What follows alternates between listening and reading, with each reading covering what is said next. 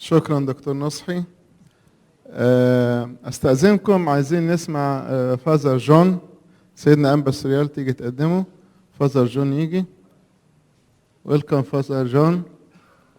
وعشان سيدنا عايز يحضره، وإذا كان سيدنا ظروفه الوقت هيضطر يرجع مصر عشان المحاضرة الأسبوعية، فنبتدي بالمحاضرة. سيدنا أنبا سوريال يقدم فازر جون. Before I introduce Father John, I want to take you back 35 years to 1978, when a former dean of St. Vladimir's visited Egypt in February 1978, and that was Father Alexander Schmemann. And in the journals of Father Alexander Schmemann, he says some beautiful things about the Coptic Church and his visit.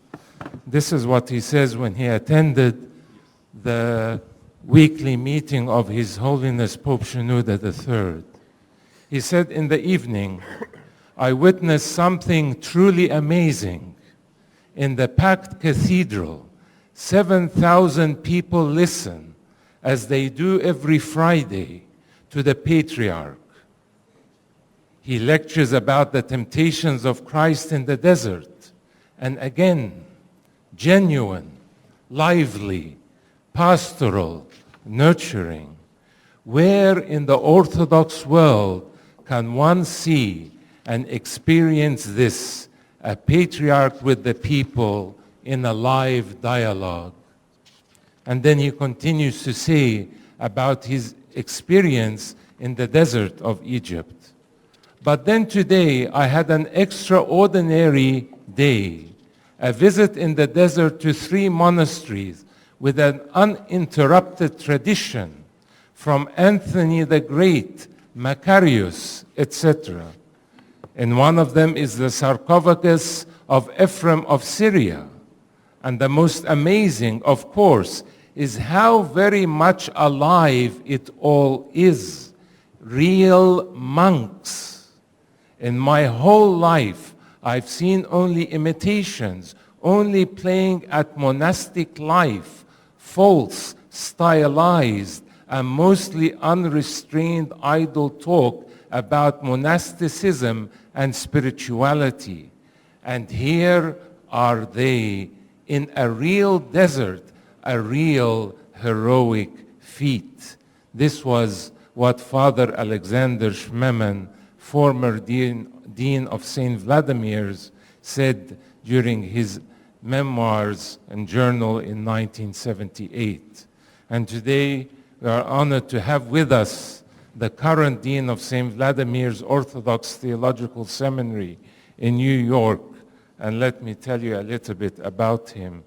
Father John Behr is the dean of St. Vladimir's Orthodox Theological Seminary and professor of patristics. His early work was on asceticism and anthropology, focusing on Saint Irenaeus of Lyons and Clement of Alexandria. He's writing a series of books on the formation of Christian theology, 2 volumes of which have already appeared. Volume 1, The Way to Nicaea, published by SVS Press in 2001, and Volume 2, The Nicene Faith, SVS Press 2003. On the basis of these 2 volumes, he published a synthetic work titled The Mystery of Christ, Life in Death, published by SVS in 2006. His most recent work edited and translated the fragments of Diodore of Tarsus and Theodore of Mopsuestia, setting them in their historical and theological context, published by Oxford University Press in 2011. He has a book entitled Becoming Human, coming out this spring, and a volume on Saint Irenaeus of Lyons, Identifying Christianity, coming out this summer by Oxford University Press. And he's also currently working on a new edition and translation of Origins on First Principles. He's also the first scholar to publish in 3 different series in Oxford University Press. And he will address us today in his lecture is titled Orthodox Theological Education in the 21st Century. I present to you Father Dr. John Behr.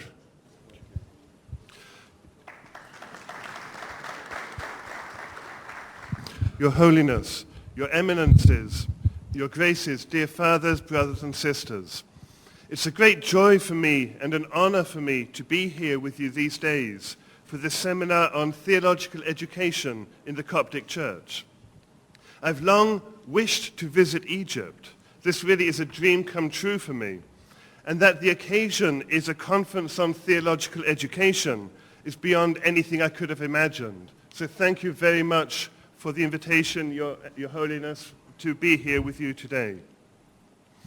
I come here as someone who's been teaching at St. Vladimir's Orthodox Theological Seminary for some 20 years now. I've been dean for 7 years.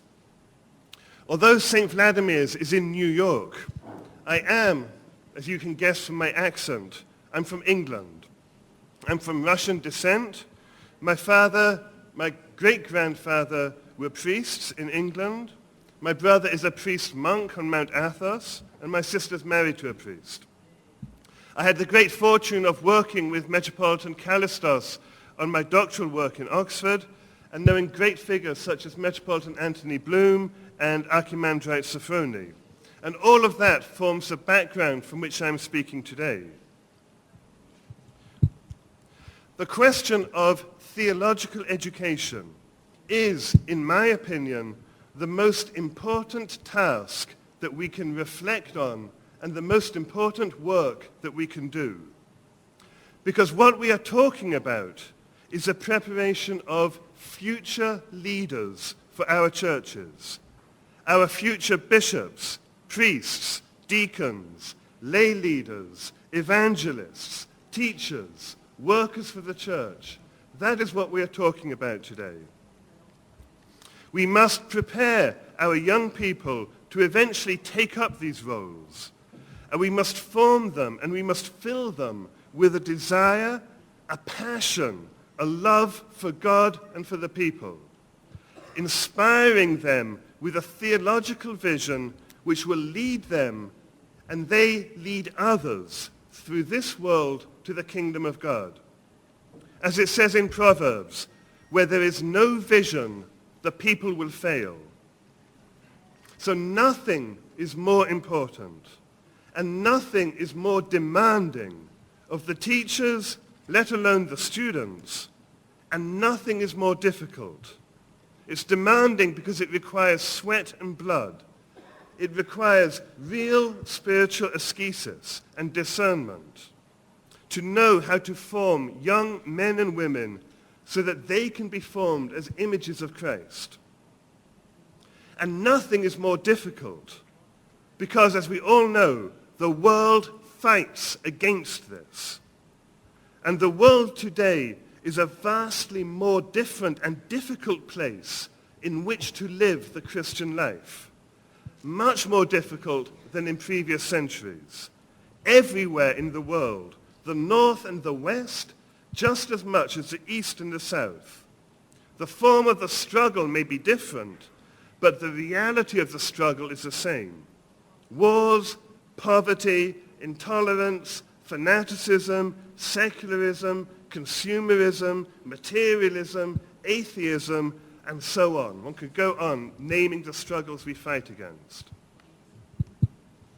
However, the first point I would want to make, and I think the most important point, is that we should be aware that however difficult we think our situation is now, we are not preparing our students for today's world, but for tomorrow's.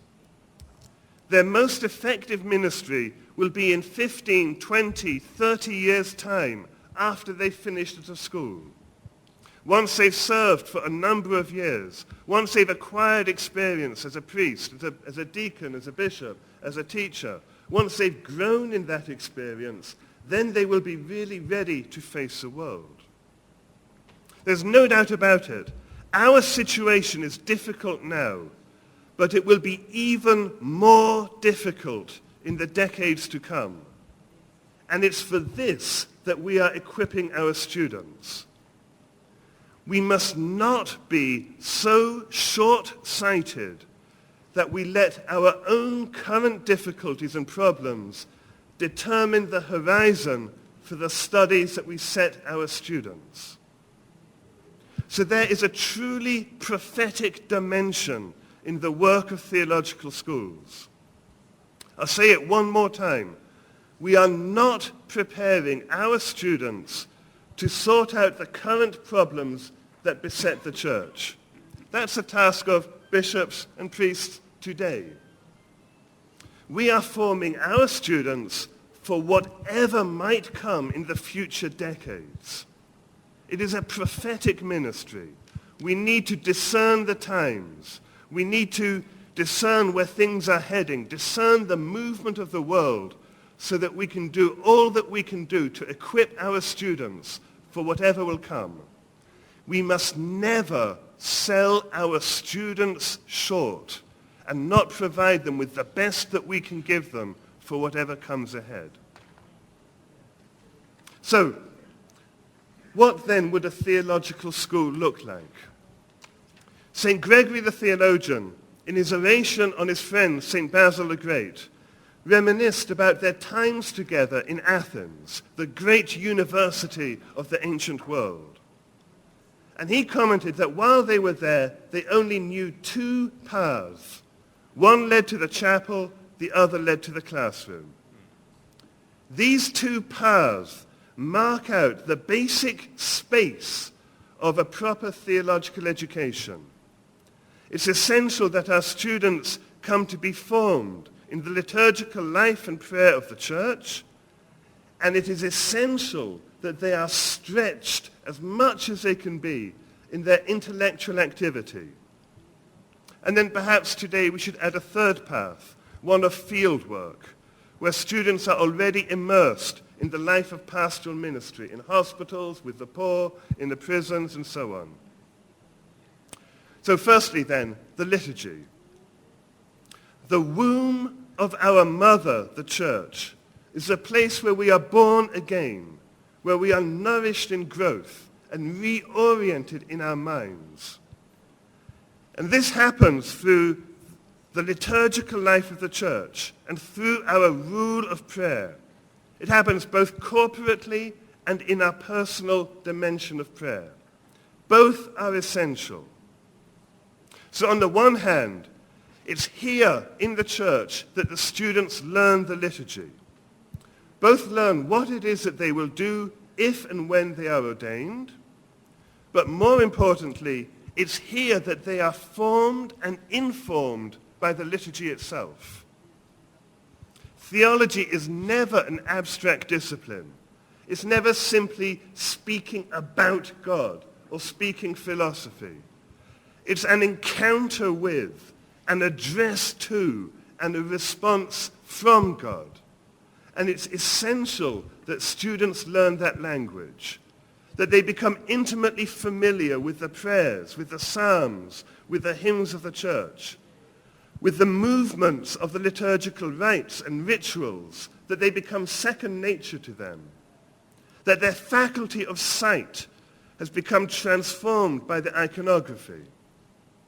All of that is essential, both so that the words are constantly in their hearts and on their lips, that their movements in all they do become measured with the grace of the liturgy, and that all that they see is shaped by the vision of the kingdom through the icons.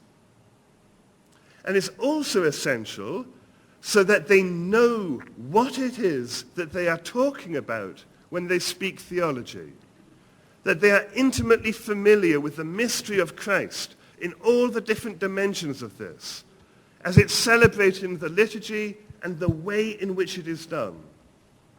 That it is today that Christ is born, today that he's baptized, today that he's crucified, today that he conquers death by death. All of this is today. It's not something merely in the past. It's not archaeology. It's not merely history. Only if it is today Do we have something meaningful to communicate to others, bringing them the hope of the gospel? One further comment should be made about this corporate and liturgical worship, and that is that it must be fully engaged by the student. Nothing saddens me more than seeing people leave their minds at the door when they enter the church. We are given all of this nourishment in the liturgy of the church, nourishment so that we might grow in our life and faith and spiritual understanding, that we might grow with our minds just as much as with our hearts. It is nourishment for the mind. It is intellectual food as well as spiritual food. If we don't accept it as such, if we don't seek to understand it in ever greater depth, we will remain childish in our faith. We will reduce our faith to mere rituals and reduce the church to a mere sect or cult, rather than the bride of God, the one for whom the world was created and in whom it finds meaning. In fact, we would betray a fundamental lack of faith in God, that this does indeed have meaning if we're not prepared to grow in it. So on the one hand, the corporate liturgical worship must be a regular part of the student's daily life in a theological school. And on the other hand, this must be complemented by the student's own personal prayer life, so that they become, each and every one, accustomed to dwelling with God in their own hearts, learning to be still, to hear the still small voice of God, and to provide the space in which God can work. So students must learn to cultivate a spirit of silence, so that all the words that they hear in the liturgy and in the classroom have space in which they can grow and blossom. So time should be set aside in the daily life of the student for this prayerful, silent, meditative reception and integration of all that they receive. So the space created by the liturgy and prayer forms the daily framework within which the academic studies take place. And everything which I will now say about academic instruction must be understood with this chapel, this liturgy, as its background. The chapel, the liturgy, is an indispensable context for academic work. It is simply wrong to oppose pastoral and academic instruction against each other. To say that pastoral is really a matter of ministering to others. Because what are we going to minister if it's not grounded in the fullness of the revelation of God? To say that the other is merely an academic study, the life of the mind deprived from real engagement with God and others. It cannot be. It's dialogue with God. That opposition between pastoral and academic is a false opposition. Both have to go together to become a truly apostolic foundation capable of addressing others. Now, there are two main points that I would make regarding the academic side of theological education and formation. Firstly, the question of standard and accreditation. And secondly, the question of the nature and task of theology. So firstly, accreditation. Along the lines of the comments I made earlier about the need not to sell students short, it is absolutely essential that what we offer students in terms of academic study is of the highest possible caliber. The students that we are preparing for service to Christ and his church in the decades to come, they will not only be ministering to those who have grown up in the church and have lived all their lives in the church in an unreflective and natural manner, as generations of ancestors have done so before them. The students that we are preparing for ministry in the church will be ministering to people whose lives, even if they've grown up in the church, whose lives are radically challenged by atheism, secularism, relativism, all the struggles that we face. And we must never forget that we are called to bring the gospel to others, to make disciples of all nations, not simply to talk to ourselves, but to talk to others in ways that they can understand. So our understanding of the faith has to be sophisticated as anything that the world challenges us with. If we are not able to speak to others, we are not able to speak. As Christ has commanded us to go to all nations and make disciples of them, we have no right, we have no possibility of not offering a word that others can hear. We've got no right not to be able to give a full and informed answer when we are asked a question, any question. Now, to ensure that the education we offer those young people who place themselves in our hands, to ensure that that education is of the highest caliber, demands of us integrity and accountability in everything we do. Accountability means being answerable to others. And that is a basic rule of the spiritual life. Having a spiritual father to whom one is obedient. And it's just as basic a rule in the realm of education, to make sure that we don't slip in our task. And for this reason, I would hold it is necessary that we make sure that our education programs are assessed by others. St. Vladimir's Seminary is an accredited school, meaning that it is regularly assessed by an agency of the Department of Education in America. Our agency is called the Association of Theological Schools. They do not in any way determine or direct what we teach. We are free to teach what it is we think we need to teach. But they do set standards for the education we offer.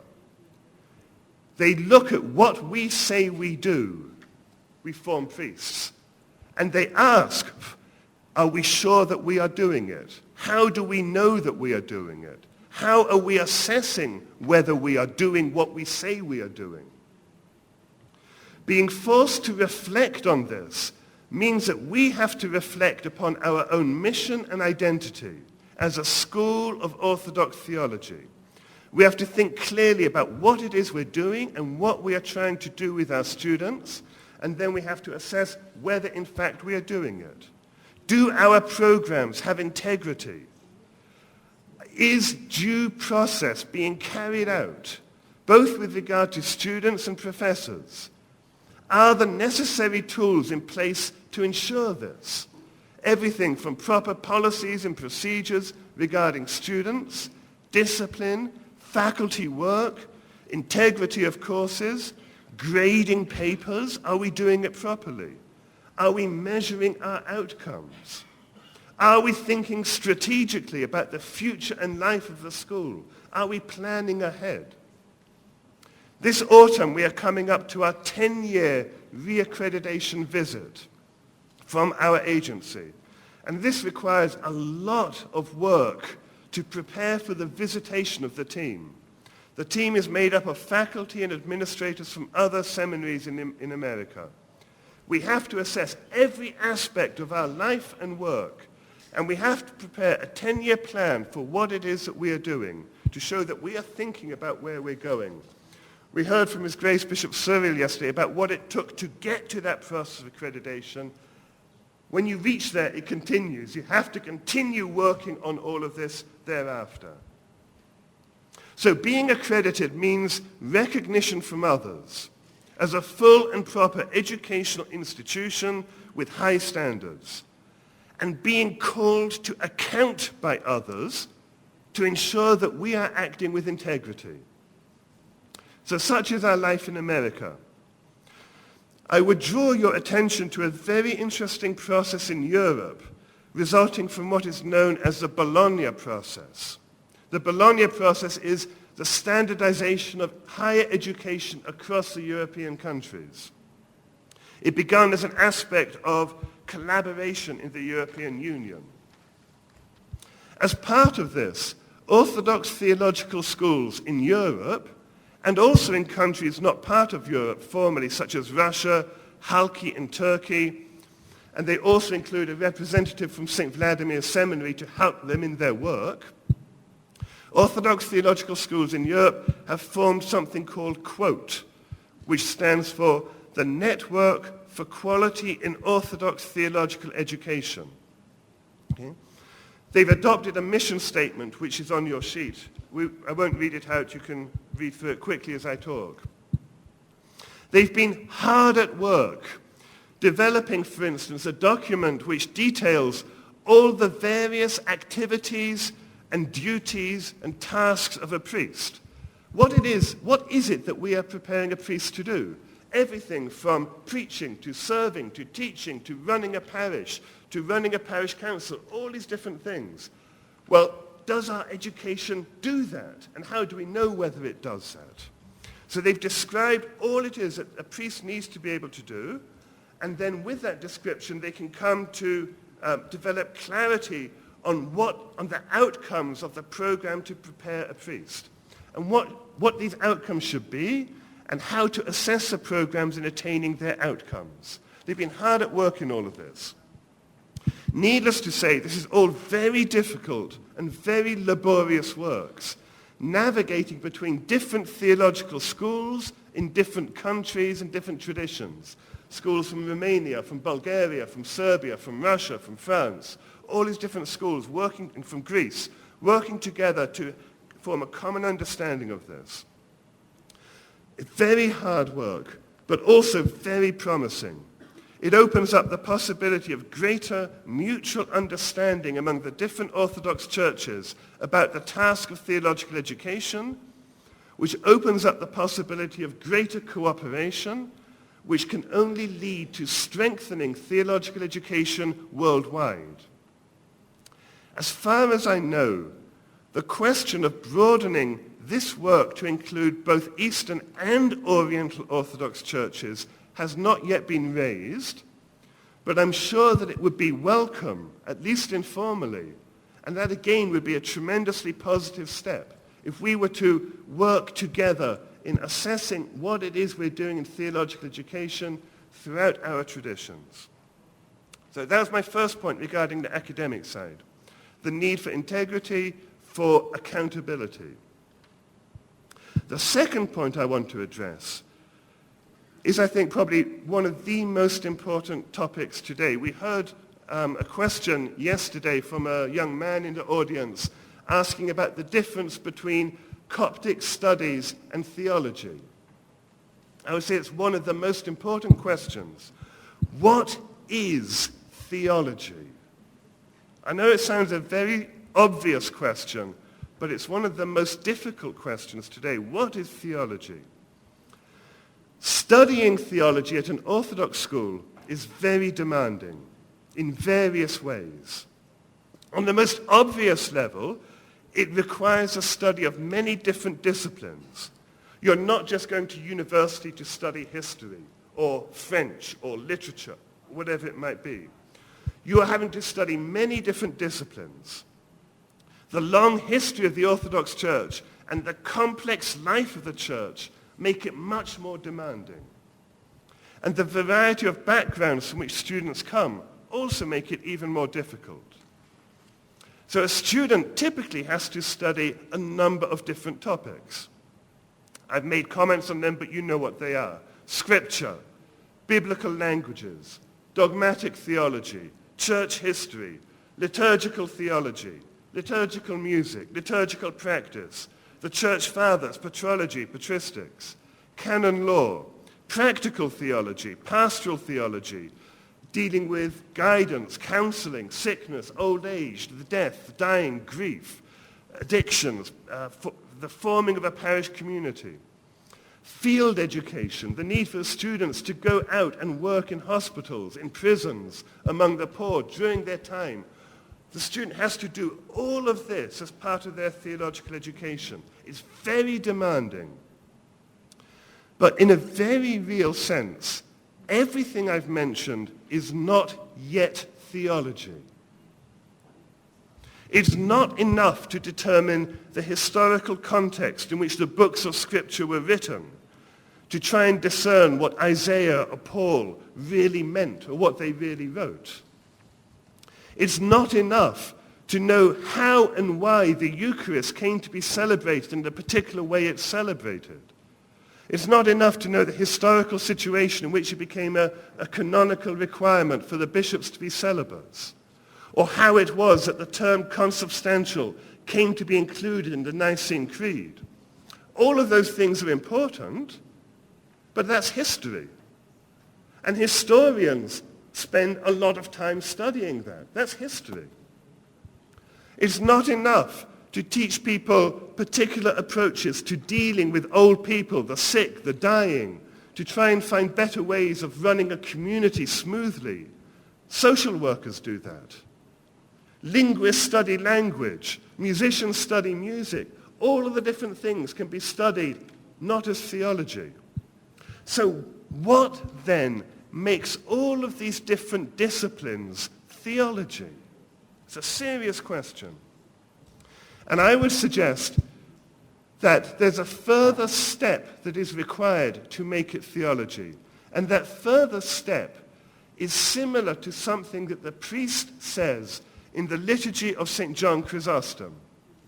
In the anaphora, in the liturgy of St. John Chrysostom, the priest has a line where he says, in the night in which he was given up, or rather gave himself up for the life of the world. For a long time I used to think, St. John Chrysostom, which one is it? Is it in the night in which he was given up, or is it in the night in which he gave himself up? Make your mind up, which one is it?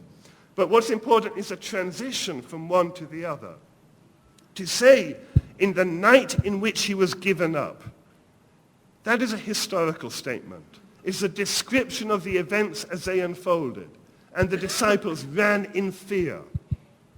To say, in the night in which he gave himself up, is a theological reflection on what he has done for us, for the salvation of the world. It's a movement from history to theology. It's a confession. It's not simply a historical statement. It's a confession, a statement of faith about Christ in the light of what he has done.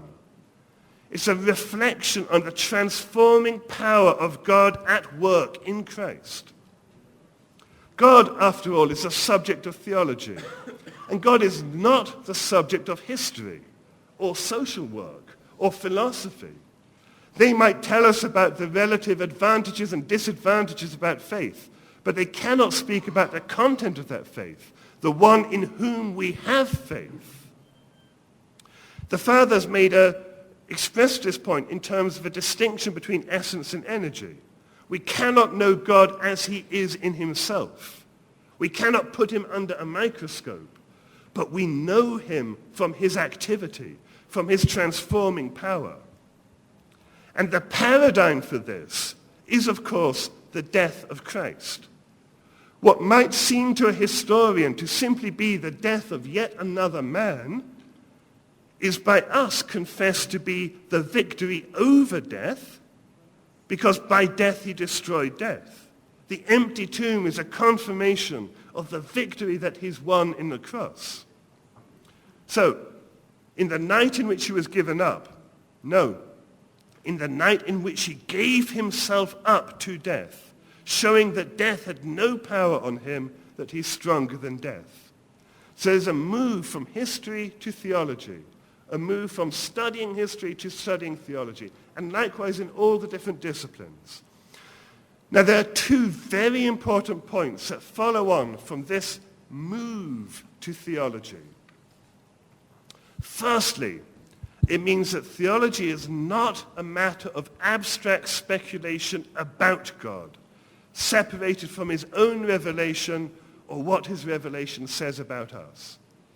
Theology is not simply talking about things we think divine, omnipotence, omniscience, immortality, thinking all these things we think divine and projecting them into the heavens, creating a superhuman with divine attributes, perhaps, but nothing more than the best we can come up with. Theology begins and ends with contemplation of God as he has shown himself to be. Anything else is not theology, it's fantasy. And in fact, the way that God has shown his strength and power is in an all too human way, by voluntarily dying a shameful death on the cross in humility and servitude, trampling down death by death. He shows us that lordship is service. This Jesus Christ is the image of the invisible God, as Paul says. The fullness of divinity is found in him. It's not found elsewhere. It's not discovered by any other means. So to recognize that this Jesus Christ is the word, the wisdom, the power of God is not a matter of human perception. It's not a claim verifiable by the human discipline of philosophy or history or so on. It's a theological confession. It certainly demands the application of our minds in an attempt to understand it and speak it. And we have to use all the historical disciplines to understand and enter into this. But then we have to make sure that what we do is theology and convey it to others. The second point is what this vision of theology centered upon Christ has to say about us. Because it confronts us with our own brokenness and weakness, our own nothingness without God. To use more traditional language, it confronts us with our sinfulness and the fact that we are fallen. And again, this is not directly commensurate with what the human sciences can tell us about ourselves. We might sense that we are not perfect, that we've got faults and problems, but we usually think that we can fix things. If only we can get over this or that particular hurdle, if only everyone would see things the way I see them, then everything would be fine. We have doctors, we have psychiatrists, we've got social workers to solve our physical, psychological, and social problems. And we do have many things that need to be fixed by all of these doctors. But the challenge that theology confronts us with is much more radical. If God shows his love for us in the person of his crucified Son, who by his death destroys death, what does that say about us? It reveals two things simultaneously. It shows us both how alienated we are from the call that brought us into existence, and yet also at the same time how much we are loved and forgiven. Only in the light of Christ can we both begin to understand our own brokenness, our sinfulness, our emptiness without him, and simultaneously be filled with his love. The transforming power of God, that is the subject of theological reflection. It shows itself in our weakness, for it's in our weakness that God's strength is made perfect. And it's a transforming power that recreates the whole creation and its history, because all is summed up in him. But we can only have the strength to respond to this if we begin with God's own revelation. It is either theology or it is nothing. And in this sense, theology is truly pastoral. Not in the sense of particular skills needed to minister to people, enabling them to feel comfortable with themselves, though that is needed. But it's pastoral in the sense of the challenge of standing in the presence of the living God, an experience which is transforming. So in the course of studying all the different disciplines that a student must take, scripture, history, patristics, dogmatics, all the different disciplines, through all of this, the student has to be presented with a vision of theology and be challenged by it. And that is much more challenging than any particular discipline. It's much more challenging than learning Greek. Yeah? Or much more challenging than all the different disciplines together. And it's this that makes studying theology at an Orthodox school of theology a formative experience. It's not simply the acquisition of more merely academic knowledge. It's not merely pastoral in the sense of teaching pastoral skills. It's a confession. It's a confession about Christ and about oneself.